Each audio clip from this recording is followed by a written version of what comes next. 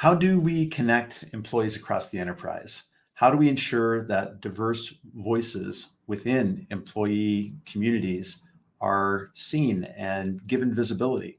How do we make sure that frontline workers understand the ground rules of what your online community is set up as? We're going to be addressing all of these questions and more with my guest, Brad Rooke, today here on Talk About Your Community. Go ahead and roll them, Kalisa.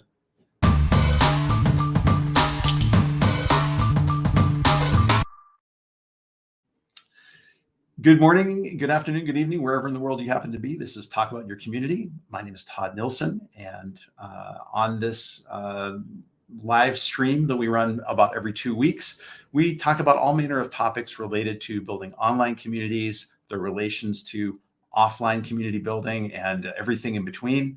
And we have a variety of guests on who are community professionals, experts, people involved with external communities, internal communities. And this week, I'm very excited to have Brad Rooke on, who is from Igloo Software. And he and I have had a lot of fun interactions so far. He's recently become involved with the Community Consultants Collective and some of the work that we do. But as we've been talking about the work that we mutually have done in internal communities, it turned into a nice opportunity for us to get together and talk a little bit about these topics here online. If you are coming here for the first time, welcome. Would really love to hear you chime in on the comments. Tell us what you'd like to hear about. This is an interactive show. We always like to hear more of what's going on with you and sort of maybe your specific situations. And if we catch you in the replay afterwards, please drop in comments on our YouTube channel or on the replay here in LinkedIn. We do look at all of those, and I try to respond personally to everybody, and my guests often will jump in as well. So please don't hesitate to get involved. Just a little housekeeping before I bring Brad on to the show here.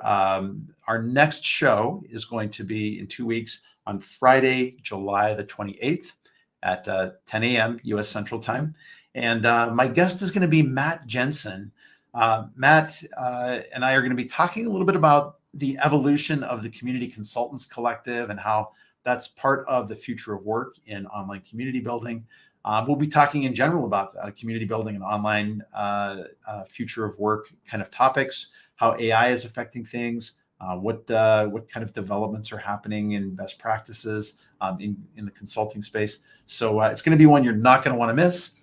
So go ahead and look for that on the Clocktower Advisors company page. If you haven't already, please follow and like that as well. We always try to provide a lot of practical content up on our company page channel and on our YouTube as well. So that being said, I am not going to delay any further. I want to bring Brad onto the stream. Brad, hello. How are you, sir? Hi, Todd. Thanks for having me on. Really pleased to be here. And hello to everyone on the broadcast. I'm really good. I'm excited for our discussion today. Well, Brad, I've been looking forward to this as well. I know we kind of had a pre-meeting about a week ago and sort of talked through a couple of the things that we thought that we would bring on to the show here. But I think maybe just to kind of get us started here, it would be good to get to know you a little bit. I know that you've got many years of experience in IT security and in the security space. And for the past 4 or 5 years now, you've been working in digital communities or employee experiences. Can you tell us a little bit about your origin story and how you ended up in community? Because none of us ended up here on purpose, but we all ended up here because of something inherent in what we care about and what we do. So we'd love to hear from you. Wonderful. Yeah. None of us ended up here on purpose. I think that's a really good and accurate statement. So, as you mentioned, I am a security professional. The CPP after my name stands for Certified Protection Professional, and that is a standard that I keep up, even though I'm now in the community space because I still have very much a vested interest there. But I was in physical security initially, and I worked in the horse racing industry. So I worked at a racehorse track, and I worked on the track side and provided security there for both the animals and the patrons, all that fun stuff. And I did that for a long period of time, went through the ranks there, and eventually got into I was training on some software that we had acquired. I assumed a training role. I've always really loved getting up on stage and in front of people, so I assumed this training role. And we started working with this software, and I caught the eye of one of the folks who was working for that software company, and he said, "Geez, you should come work for us." So it took a little while, but I ended up following that individual to a company where I started consulting for the first time, and consulting in the physical security space, incident management, dispatching, all that fun stuff. And through that time, used Community a couple of times, and these are, communities in their infancy. The first one was basically a security community. It had all the blueprints of barns and all sorts of fun stuff you needed to know, and it was just basically a first generation intranet, if you will. And then I got to the point within the next job where I actually started working with Community as a community member in a consulting community internal to my organization there. We were actually using Igloo Software at the time. So fast forward, and I got to the point where an interesting opportunity came up at Igloo to be their first ever customer-facing senior solutions consultant. And I was at a little bit of a crossroads of my career, and I was thinking, geez, am I a consultant or am I a security consultant? In other words, can I just do security, or is it something where I can go ahead and I can say, if I'm passionate about something and I put my mind to it, I can consult on just about anything. So I left that organization. I jumped on board at Igloo just about 4 years ago now, and I've really grown to love the idea of digital communities, engaging employees, and just working within that space, and certainly enjoy what I do and the folks that I work with while I'm doing it.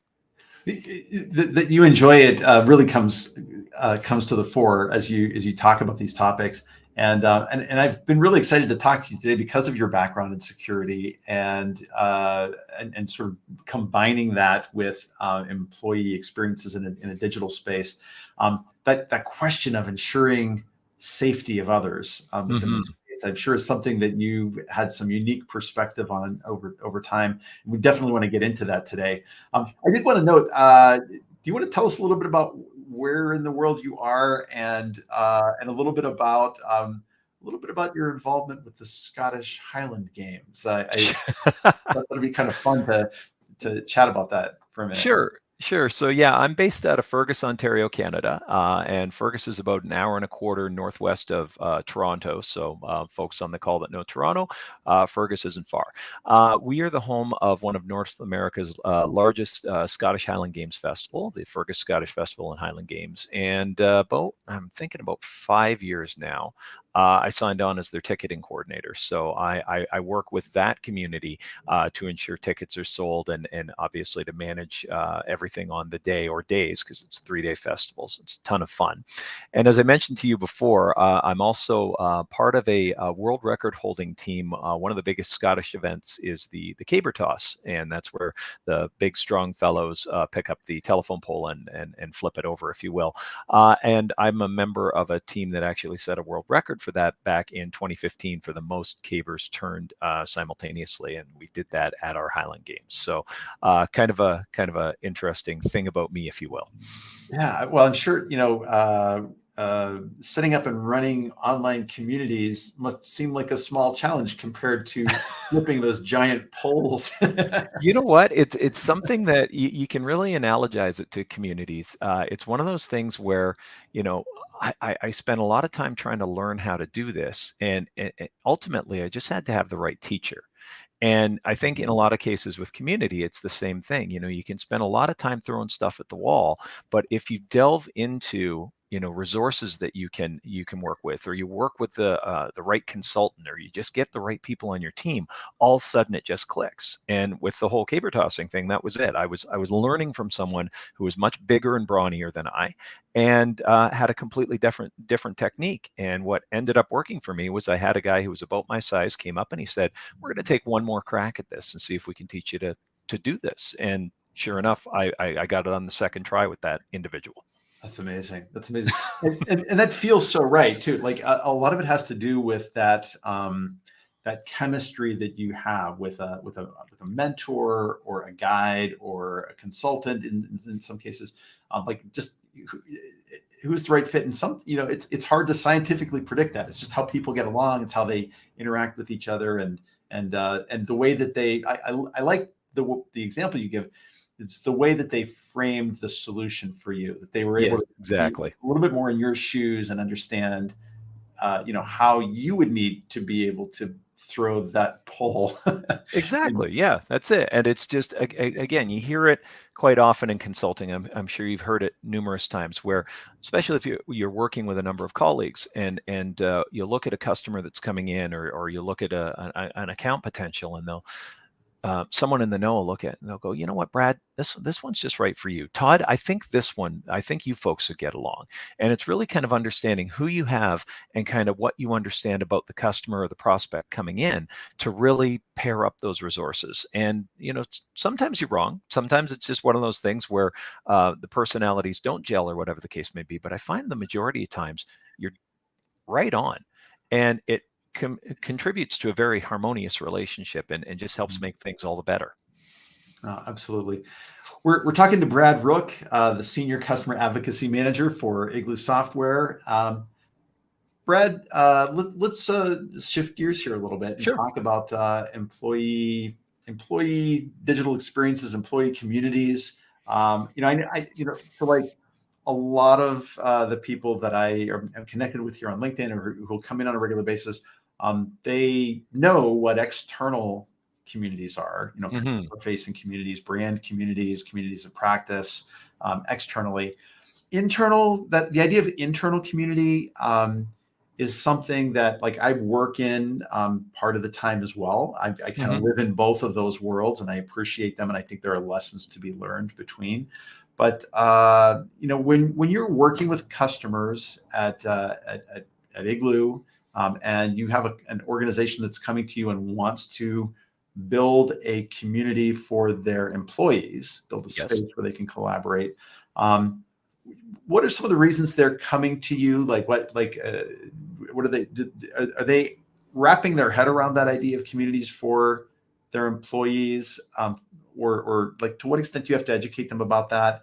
And how much of that is about just sort of connecting people in increasingly remote work situations across broad geographies sometimes? I'm kind of curious about like how in your experience in the 4 years you've been doing this with Igloo, how you've encountered customers around these topics. Yeah, really good question, and a question in a couple of parts. So I think the first one is, I think the majority of people that are coming to like brand new to the digital workplace space and looking at an internal community for their organization, I think most of them come with a vision. And in fact, I think all of them come with a vision. They've got some sort of vision because they're signing a contract and they're saying, let's do this thing. I think where consulting, and this can be with existing customers, new customers, whatever the case may be, where it's a benefit is they don't necessarily understand the full picture or the potential that exists within their organization. I'll give you an example. We had a customer that came in and they wanted very much the idea of a knowledge base. They're like, we want our corporate knowledge. We want that single source of truth. We want our employees to be able to find the things they need to do their jobs. And we also want to communicate to them. And then a few months on, they looked at a couple of aspects of reporting and they went, geez, it seems our employees are really trying to be social. That's weird. Our employees aren't social. And it turned out, guess what? Yeah, their employees were social. And they started standing up social centers and realizing that there was a place for that. So, it really is a question of there is a mission. Absolutely, certainly. But it's also understanding that there can be growth and there can be development. And sometimes you're going to learn lessons that tell you, oh, geez, we maybe shouldn't have tried that. But moreover, you're going to learn lessons that really educate you about who your user population are and what it is that they're looking to do and what they're looking to derive from the community. So looking towards the idea of, communities being set up to solve hybrid work or remote work challenges. I mean, I think that's a lot of it right now. One of the things that I look at when I look at a digital workplace, an internal employee community, if you will, is it's a virtual representation of the office. And you're looking at the idea that I think our CEO once said that organizations should be putting as much thought and value into the setup and maintenance of a digital community as they would into the lobby of their front office, that sort of thing. Because in reality, that's what it became over time. Mhm. And especially we saw that with the pandemic period. There was this massive needful rush to work from home. And then as we came out of that period, we saw a lot of that work from home stay. We saw hybrid work models come in, things like that. And really the overall mission really became, I want to connect my employees, but what do I want them connect them to? People, processes, information. These are the things that we find within the digital workplace, and that's quite often the strategy. Yeah, no, that's terrific. What you said earlier kind of resonated with me. A lot of the cases that I've had experiences with, where an organization has signed with a platform for digital employee experience, and they've wanted to set up a space.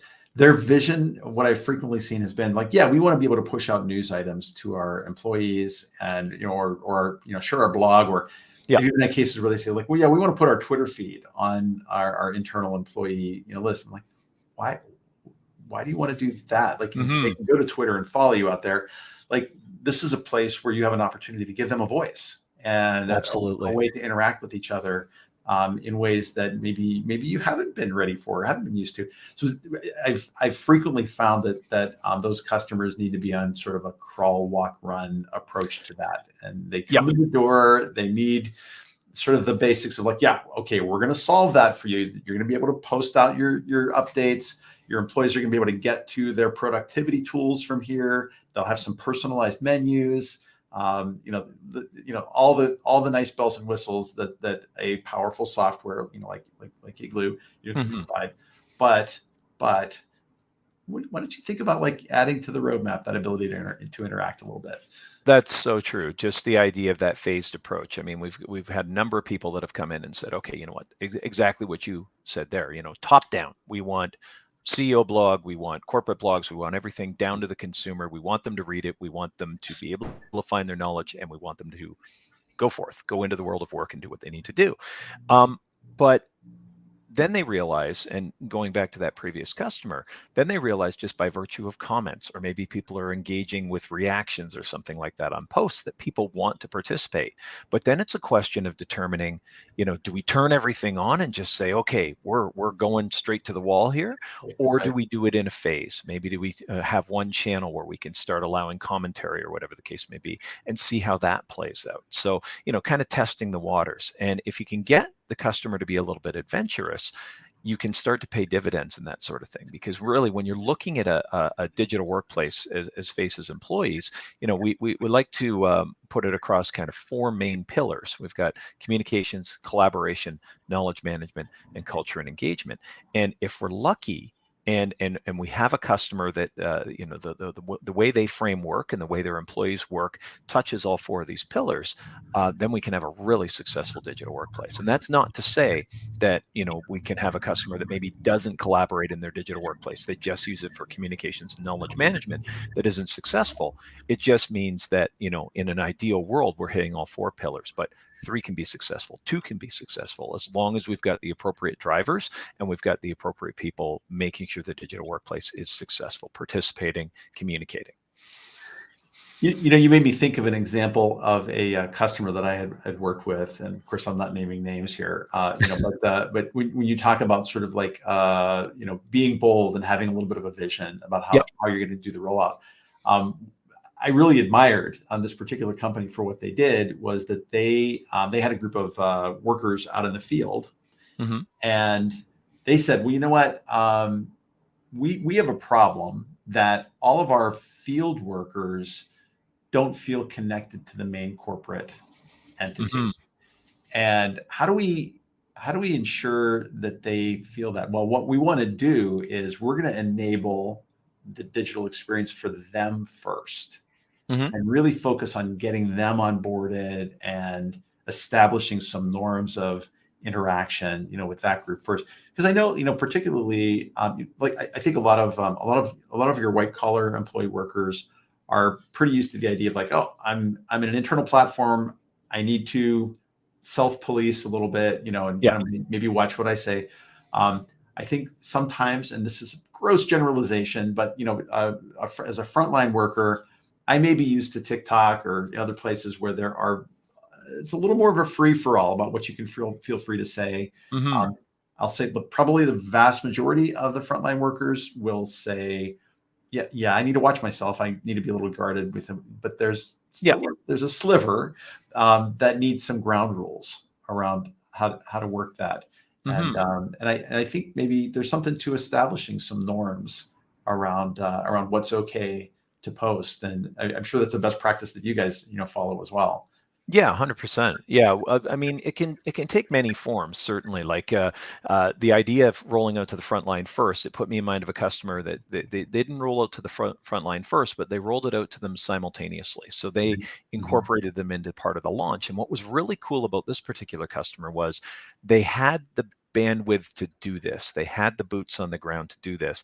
They actually went out to their field locations and presented to these individuals who are in I the love front that. line. So yeah, they basically convened meetings and they introduced the whole thing. They had a wonderful presentation, this and that. They had people that were helping maybe some of the less technically literate, if you will, with downloading the app, things like that, and just establishing what they needed to do. But they were also able to impart those things, to look at guidelines and things like that. But with guidelines also come the idea, well, why are the guidelines there? Well, they're there because there are resources. And that's the more important part. They were able to share those resources with those individuals. So they know they're there, first of all, because if I don't know the resources are there, I don't need guidelines because I'm not going to be doing anything. And it was a really cool methodology. And it's not something that is a perfect, kind of the magic bullet for everybody, because not everybody has the bandwidth necessarily to get out in the field, or the field workers number in their many thousands, and this is not, an attainable task. But it was a really cool idea. And certainly getting back to your point about establishing guidelines and things like that, yeah, those have to be communicated, because you're right. We do have maybe not as much use with the idea as you mentioned of something that's corporate facing. And yeah, maybe I'm used to TikTok and Instagram and Facebook, things like that, where I can not necessarily say what I want. I like to think people have a lot of self-governance, but there aren't as many rules with what can be said. So we have to put those guidelines in place. And I've seen a number of different ways Yeah. that's done, whether it's something that's forced, like maybe we're moderating comments, something like that, until we get the temperature of the room. Maybe it's something with stating the explicit purpose of an area or group immediately on the landing page of it. Maybe we've got some acknowledgement, something like that. Or maybe it's something where we're just looking at the idea of monitoring is what I'm trying to spit out, monitoring this information that's coming in, and just providing a little easy correction if there is something that's maybe a little off in left field that maybe shouldn't have been said. Yeah, no, for sure. I love that. And what we've been talking about so far is enabling people to participate in the space and setting some guidelines and Hmm. rules around that. And that's sort of like the traffic cop aspect, or the safety officer Yeah, aspect yeah. of kind of what we're doing. But another piece of this, like I always see moderation as a two-way street. It is certainly about enforcing the rules and Yep. making sure people are aware of them, but it's also about fostering voices and making a place safe Yep. for having those conversations. And I'm wondering what kind of things that you advise customers about to ensure that diverse and many voices. And this is two white guys chatting about this on a live stream channel. Yeah. But as many voices and as many kinds of points of view and lifestyles are uh, made okay, within the Hmm. space. Like how do we carve out those spaces in an employee digital experience? What kinds of things have you seen that you think are good practices? I've seen I mean, number one, communication. And I say communication a lot, but that's it. Like communicating to the organization that it's there, communicating the purpose, why it's there, that sort of thing. Really having that understanding, but also in the communicative sense. And we see it a lot with organizations more lately than we did kind of prior to the pandemic period, or even necessarily during the pandemic period. It really aligned with the idea of, I think they called it the Great Resignation, and everybody was quitting, and employers were scrambling on the ground looking for people, and employers really started having to put out there and really contextualize who they were and what their corporate values were and things like that. And where in a lot of cases, the corporate values and kind of that diversity were kind of a box to tick, all of a sudden it became something you had to exemplify. It became something that you had to lead by example, and you had to provide real tangible examples of how you were living these values. Because when employees were able to be incredibly selective, it became a thing of they were going to the organization that provided the right fit for them.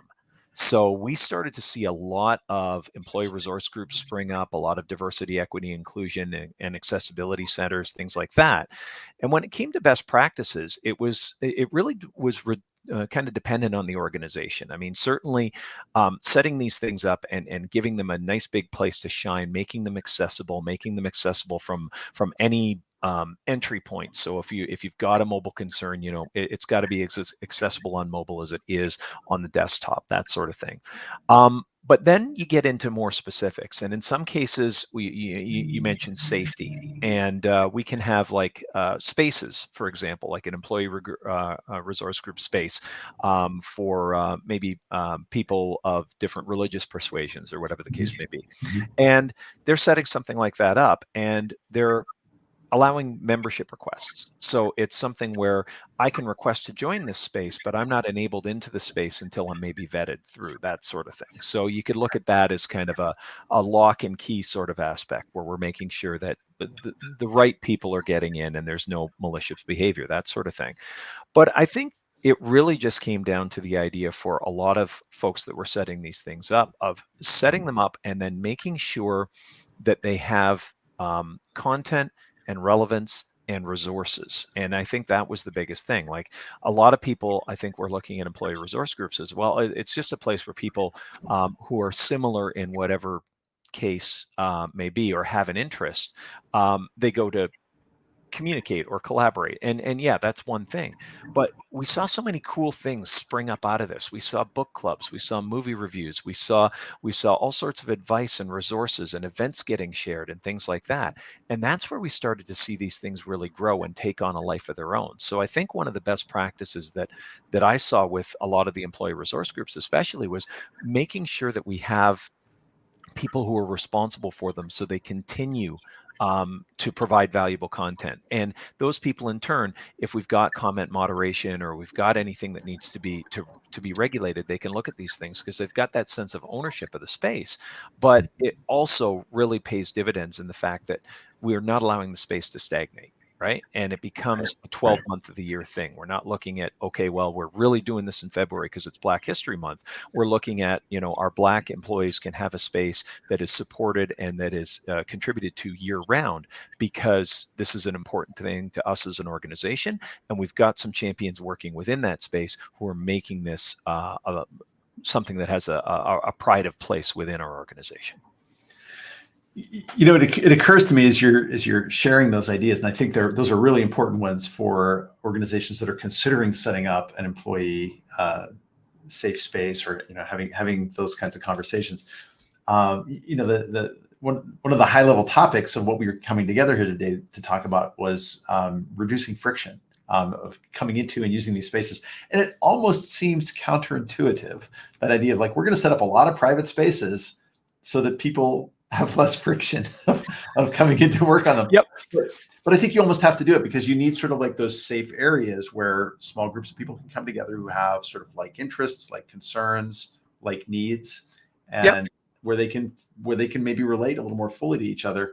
One of the things that I find, like the larger and more diverse the group of people that are there, the harder it is for them to maybe feel entirely safe about sharing about themselves. So just having like a big free-for-all stream, I mean, look at what you get with Twitter or with, well, Right. Threads Exactly. now or whatever, right? Yep. That you have people that feel attacked. People will say things in a lot of cases inadvertently, sometimes to try to trigger somebody in a trollish kind of way, Mm-hmm. that results in just bad feelings, bad behavior. Moderators have to step in and kind of deal with those kinds of situations. It's better to have some of these little, I almost think of them as little safe title pools, places Mm-hmm. where people can go, have those conversations, feel that sense of safety and support, and then also have a commons area. Mm-hmm. There are more open, free flowing conversations around different things, but creating a low friction digital experience is not necessarily all intuitive for organizations as they start delving into these spaces. No, that's true. And I mean, certainly, the idea of your first point, creating these, we're reducing friction and we're reducing, the amount of access that you need by creating additional walls, things like that. But if we look at it in a certain way, and we have, for example, membership into some of these groups where you're electing to join the group, that can contribute to kind of the personalized aspect that a lot of employees are looking for. I log into my homepage of my digital workplace, and I might have a little widget or tile up in the corner that says the various groups that I belong to and things like that. And that helps me navigate. It also gives me that sense of personalization and ownership. I'm not looking at just a generic homepage with all my corporate news. I've got little things interspersed here and there that are for me. And I find that's certainly really valuable. I love what you said about the idea of ensuring that people are feeling empowered, if you will, to comment and things like that. And yeah, definitely it is something that is a little bit of a labor of love. I find quite often organizations have to really identify people who I mentioned the idea before of these people who are responsible for the care and nurturing of these spaces. We refer to them quite often as champions. So getting champions to engage other people and starting to get a sense of flow and commentary and things like that. The trollish thing, certainly I don't find happens as often in employee-based communities, simply because there is that overarching expectation right off the start that this is a work thing. And it can have kind of a knock-on effect as well, in kind of a, well, call it a negative effect, because some people look at it, especially on the front line, they'll say, well, this is a work thing. I'm not downloading the app because it's a work thing. Who cares? That sort of thing, right? But with that expectation of it being a work thing, I find that we don't get as much of the trollish behavior necessarily, because people know ultimately it is a work forum, so we're not looking at there would be, or it's assumed there may be repercussions if we were to behave like that. So I find quite often, that's why those groups can be left open, is because there is the expectation that, number one, you're going there for a sense of belonging, not to be a jerk. And number two, it is a work thing. So if you are a jerk, it might reflect negatively on your career. We call them career limiting moves, and we try not to make too many of them. Exactly. Yeah. I mean, I will say, generally speaking, even on a network like LinkedIn, I mean, about the worst behavior you see there is shameless self-promotion, right? That's true. Yeah. For the most part, I think that's true. I mean, looking at the friction aspect, I think it's just like the larger concept of digital friction for me is just the idea of having so many disparate things that we're working with. Right? You think of the amount of context shifting you do in a given day. You get an email, you're clicking on your email server. You've got expenses you need to approve, you're going over here. You've got things you need to submit, you're going over here, this, that, and the other. And I think the digital workplace has a key role to play in the reduction of digital friction, because going back to the point I said earlier about it being kind of that representation of the office, it should be an area where you can get work done, get the resources you need to get work done, or at the minimum, and I should say not the minimum, because really you're going to want one of those first two, but get started with getting other work done. So it should somehow integrate with or encapsulate some of the other approved company tools, so you can make your job a lot easier and you're not having to context shift as much. So we've got, like, as an example, we've got a digital assistant that integrates with Igloo. And if I have expenses that I want to submit, or pardon me, expenses that I need to approve, I can do those approvals from within my digital workplace. I don't have to context shift. But like a behavioral change for me, I've also got, like in a lot of digital workplaces, you can follow content, you can be subscribed to content, things like that. And I'll have notifications come up and I'll see them pop up in my email server because 90% of us have that open. Bottom right-hand corner of the screen, you have an email from X. And as soon as I see that it's coming from my digital workplace, I immediately go to the digital workplace because I don't have to open my email tool. I go to the digital workplace and then I've got a contextual button that allows me to see what's been posted. I can click and immediately go to that information. So it keeps me within the digital workplace longer and prevents me from context shifting and being distracted as much. That's my own personal story, but certainly that's where I see kind of the digital workplace helping to solve the issue of digital friction, is just keeping people more focused on the task at hand as opposed to squirrel, that sort of thing, which can happen frequently. Another element of digital friction, and I'm wondering if maybe we can kind of do this, and man, the time just flies as we it does, yeah. We've got a lot of great wisdom to share with this. Is getting employees onboarded to new digital experiences.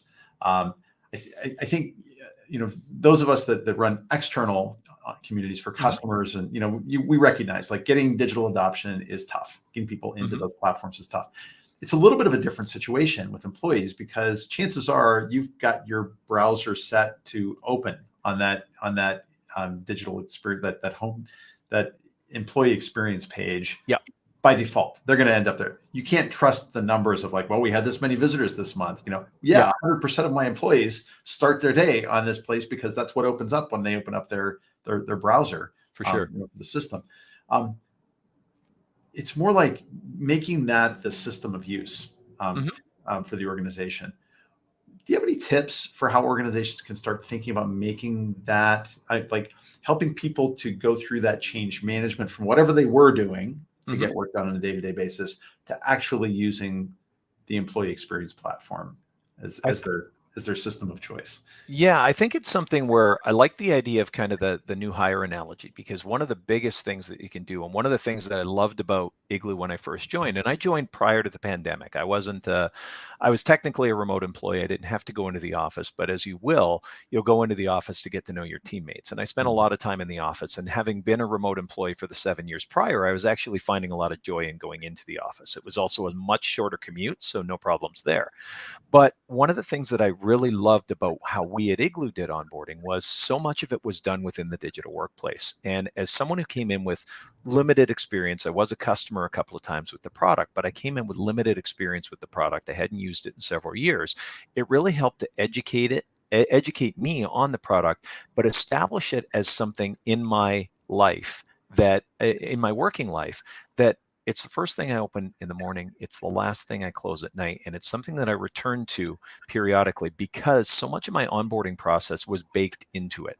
The idea of reviewing policies, there was a nice segmented day 1 through 5, and then a check-in at 30 days. And I forget all the exact specifics we got to, but it's the idea of I had tasks that were set out and things that I needed to do, and they didn't always take place within the digital workplace, but that was the resource I returned to. So getting to the idea of maybe existing employees, I think number one, you have to communicate the heck out of it. And I've said communicate a number of times, but it's really, you have to establish the fact, create buzz for it, create hype. Quite often when we're looking at a new digital workplace, we'll work with the customer to help plan a launch event. Or at least they'll come to us with a launch event and say, hey, what do you think? And then we'll have some back and forth on that. But it's also ensuring that there is value. And that's the big thing, is making sure that it does what you say it's going to do. In other words, if I do a big corporate communication and I say, you can find all your knowledge in the digital workplace, and someone goes in and looks for something and they can't find it, they're more or less immediately going to go back to the tool they were using. So we have to make sure that we're walking the talk. We have to make sure that that information exists in there and then it's mapped out logically. And then I think moreover, especially in the first few months of a new digital workplace, we have to listen to our users. I don't think enough gets said about user feedback and the idea of, okay, you've been using this for a while. What do you think of it? What can we change? What do you need? What are some of the shortcomings? Things like that. Criticism can be hard to hear sometimes, but it also can be one of the best teaching tools when it comes to determining what we're going to do in the future and making the digital workplace better for everyone. So, I mean, I really love that. I've had a number of organizations that have put in like a help center to help guide people around and give them the basics, that sort of thing. That's something that we've been able to assist with. But when it comes to new employees, I like getting them in from day zero. Boom, you are hired. Here you go. And in a couple of instances, I've seen where we actually get access to the digital workplace beforehand. I haven't quite joined the organization yet. I've signed my paperwork, but there's a little pre-work for me to do in the week leading up or something like that. And then we get acquainted and get in right away. So it makes it part of that life cycle because it becomes almost a fundamental habit from that point. That's really intriguing to me. As you know, one of my colleagues, Ilker Consul, he and I are co-founders of a new company called Talent Led, which is about building talent communities for organizations, and that whole idea of engaging somebody before they're an employee, while they're an employee, and maybe even after they've left in an alumni community is, I think, such a crucial, next generation best practice for organizations.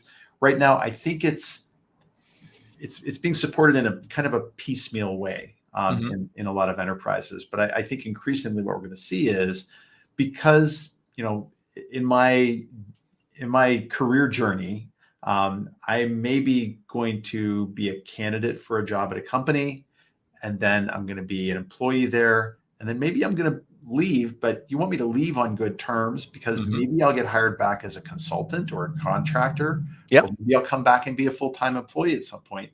It makes sense to invest in that from an enterprise standpoint and to use the digital platforms, for employee experiences to keep people engaged across the board on those things.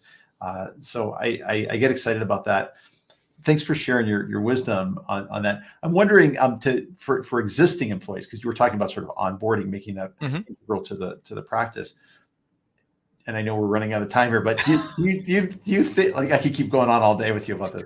Do you advocate for burning the bridge for the way that old things were done right away to kind of force that migration into the new platform? Or in your experience, have you seen that blow up? That really depends. That really depends on the organization. I have seen some where they go, "Yep, full stop. As of Monday, all these resources are deprecated. You no longer have access to them. And if you desperately need something, get a hold of Joe in IT, and he'll help you out." Sorry, anyone who is named Joe in IT, it's not always you. But when it comes down to it, it's that full deprecation. But I think there's the whole idea that we can get more flies with honey than with vinegar, if we want to really go back to an old truism. And it really is the idea of advocating for the digital workplace in a positive light, really emphasizing the fact that this is the new resource, this, that, and the other, and gradually phasing out access to these other tools, especially if we pay attention. Maybe these other tools have metrics and we can start to see how the usage is dropping, or maybe we can identify specific users that continue to use these resources and we can say, hey, you know what, these are also in here, and plus we have this and this and this and this. So I mean, it really depends on the organizational mood. You love I love all our customers, honestly, but you love an organization that comes in and maybe they didn't have anything prior. I used to love it when I was in the security industry. It's like, okay, what do you use for your incident reporting right now? Oh, we use Word. Cool, love it, because anything that I'm going to do is going to be infinitely better than that. Same idea with a digital workplace. If they didn't have anything before, then it's a brave new world. If they do have these other resources, then it's just a question of how we phrase up the idea that, hey, the digital workplace is your go-to now. These other places are areas that we're even letting them know we're going to start deprecating them. Right? Not cutting it off full stop, but saying, you know what, in a little while, this isn't going to be available anymore. So invite some feedback into the process. So thinking of, some sort of file service directory or something like that. If I say all my knowledge is now in the digital workplace, that's where you go. And in a little while, we're going to deprecate it. That's going to encourage somebody who can't find something in the digital workplace to ask me a question, because they're going to know that this is going to go away in a little bit. They're going to want a future proof for themselves. So you can almost invite it's almost backwards advocacy for the digital workplace, because they're getting these people who are maybe a little bit resistant to change going, well, hey, it's not in there. Oh, yes, it is. Here's a link, or here's how you search for it and find it. Or, oh, geez, you know what? I'm sorry, we missed that. Let's get that in there. And now here it is. And is there anything else? There's a lot of really cool things we can do to enable what, and it comes back to the idea of, listening to our employees. Quite often criticism, we tend to take it in a way that's, oh, well, it's just so-and-so being critical. But it's not. It's a learning experience in a lot of cases. And that's the thing. If you're saying that we're cutting off this resource and somebody's saying, well, this resource is not quite transferred over yet, that's a learning point. And it's an opportunity to engage this person. So I think there's a lot of really cool stuff there. Absolutely. I always feel like, when somebody's complaining about something, it means they cared enough to tell me about it. Yes, 100%. Yep. I worry about the people that don't tell me, what's, Yep. What's not working for them or what's not going well. Brad, I can't believe that 45 minutes have flown by already. Yeah, they here. sure have. You're going to have to come back to the show and we'll delve into some more of these topics in the future. But I'd love to. And I would love it as well. Thanks for sharing your wisdom on all of these important topics today for employee advocacy, employee experiences. If somebody wants to know a little bit more about Igloo, do you have anything coming up, or what can you tell us about the world of Igloo right now? Well, I think your best resource is going to be igloosoftware.com. And I think we've got that popping up in the comments. Pardon me, it's Friday and I'm running out of the ability to say words. But really, we're at a little bit. One of the cool things about my job is I get to in customer advocacy is I get to host all our webinars and I get to host our users conferences and things like that. So we have a lot of really cool stuff that we're doing, but we're working on it. A lot of folks take the summer off. Let's face it, the engagement elements are kind of at their lower aspect over the summer, but certainly keep checking that site. We're working on things for the fall. I do monthly thought leadership webinars or customer spotlights, things like that. We've got a whole bunch of other stuff that we're working on coming into the final couple of quarters of the year.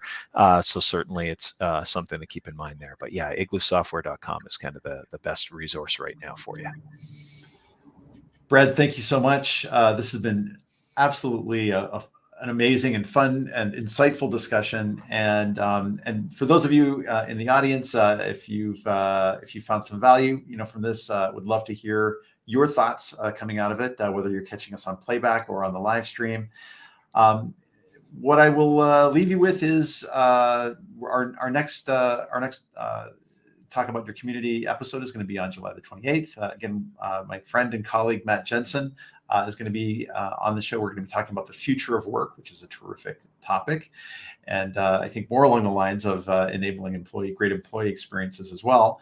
So I hope you'll join us for that. So keep an eye on the Clocktower LinkedIn page for that as well. For those of you who catch us on YouTube, please subscribe and comment on the YouTube channel on this video.